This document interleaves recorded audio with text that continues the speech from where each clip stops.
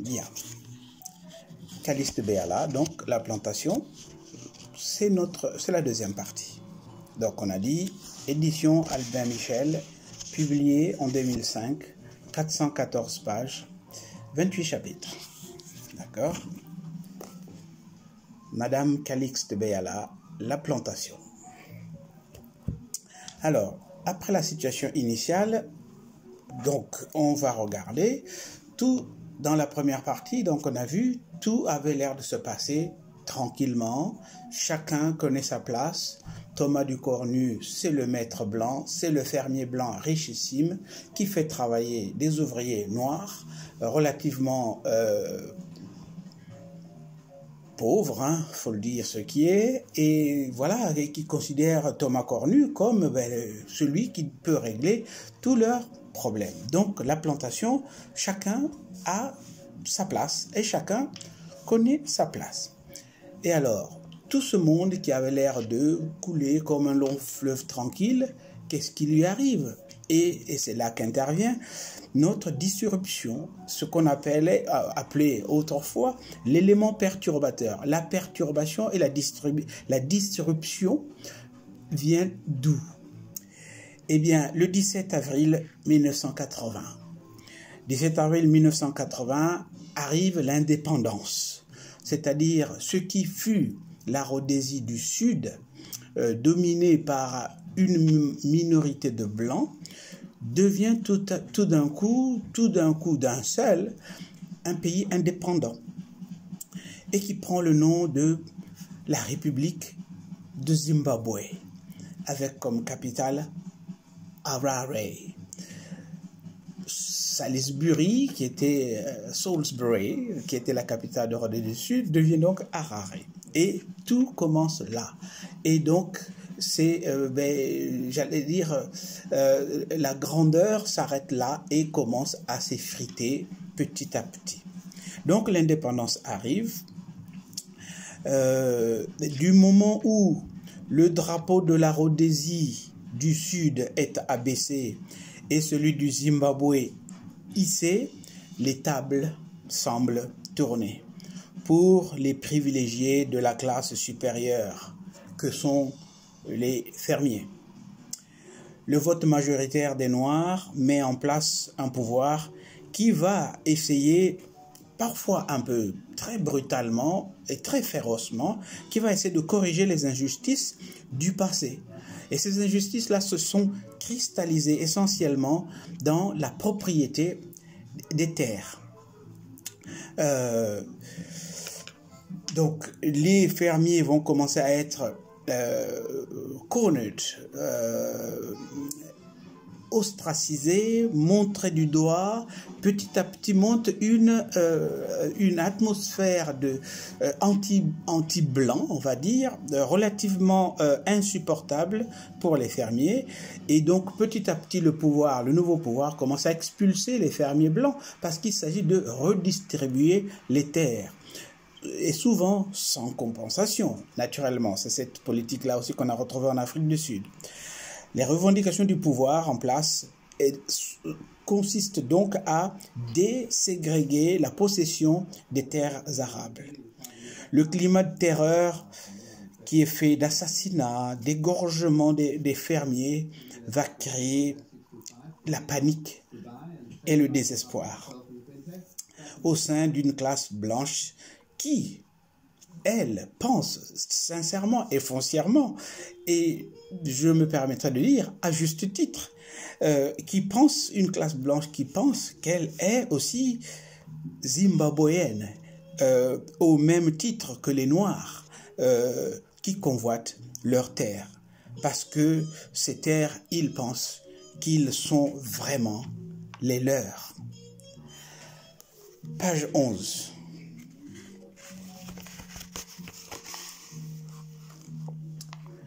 Devant lui, donc c'est toujours Thomas Cornu, Devant lui, de vastes étendues d'une terre moelleuse à l'herbe grasse, des grottes détentrices de faux secrets d'ancêtres, des rivières roceleuses d'or qui peu à peu avaient remplacé le cœur dans le corps des hommes.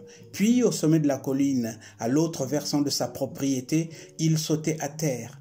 Le chemin parcouru depuis son enfance flambait sous ses yeux. Je n'ai rien volé à personne. Tout ça, c'est le fruit de mon travail. Il tournait son visage vers la montagne bleue. De là où il était, il percevait les palpitations de la lave, certain que cette montagne était volcanique, puisque c'est lui qui l'avait nommée. C'est derrière elle que le diable de la fortune l'avait convié à manger à sa table, puis à danser sur le corps de la misère. Il avait acheté à coups de pacotille et de gentillesse un bout de brousse que les Africains négligeaient. Il insistait sur le verbe acheter, surtout en ces temps où les nègres vous regardaient comme si vous étiez des esclavagistes et où les Européens vous traitaient de colons. Pour Thomas Cornu, la messe est dite, ces terres lui appartiennent naturellement. Donc il n'est pas question de l'en déloger. Donc ce climat de terreur, effectivement, va commencer à faire fuir une partie des fermiers, naturellement. Donc l'indépendance, cet élément disrupteur, comme on a dit, où le vote démocratique, c'est-à-dire un homme, une voix, ce qu'on a refusé jusque-là, jusqu'aux indépendances, aux Noirs, n'est-ce pas? Le vote démocratique change totalement la donne, car la peur et la terreur changent aussi de camp. Les bourreaux d'hier deviennent progressivement les victimes dans ce Zimbabwe indépendant.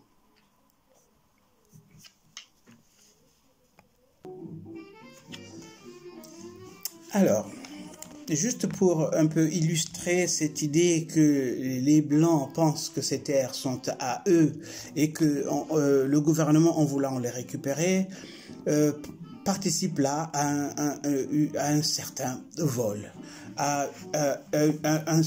procède à quelque chose de tout à fait illégal et inadmissible.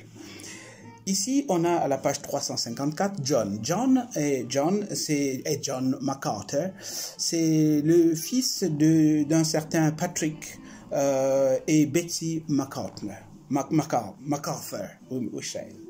Alors, voici ce que John dit. C'est trop injuste, cria-t-il. Ils nous disent qu'ils ont besoin des terres pour les paysans. Jusqu'à présent, seuls les proches du président élu démocratiquement à vie ont bénéficié de ces mesures. Les paysans, eux, attendent toujours. C'est du vol organisé, renchérit Alex. Alex, c'est le deuxième fils de Patrick MacArthur. C'est scandaleux. Oui, mais en dehors de nous, personne ne semble s'en plaindre, dit Blues. Quelqu'un peut-il m'expliquer pourquoi les Noirs sont si apathiques ? Demanda Alex. Ces gens-là semblent tout accepter, l'esclavage, l'apartheid, la colonisation, les dictatures, et j'en passe, etc., etc. Bon, bref, les fermiers, bien sûr, mais les fils de fermiers, eux aussi, considèrent que c'est une situation tout à fait normale, que ces terres sont les leurs. Ils sont nés dessus, ils ont grandi dessus, donc il n'y a aucune raison que le gouvernement essaie de récupérer ces terres-là. Et c'est voilà donc le grand élément dans la narration qui vient briser, j'allais dire, le flot tranquille, continu d'une vie de privilèges, d'une vie d'insouciance, d'une vie constituée de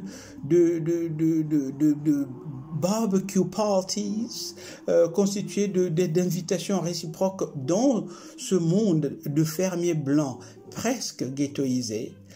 L'indépendance vient mettre un grand coup de pied au derrière de toute cette institution qui avait l'air de rouler tranquillement, normalement. Et les choses donc changent. La donne change. La table tourne. Et de ce fait, effectivement, les positions des uns et des autres deviennent de plus en plus intenables. partie 2.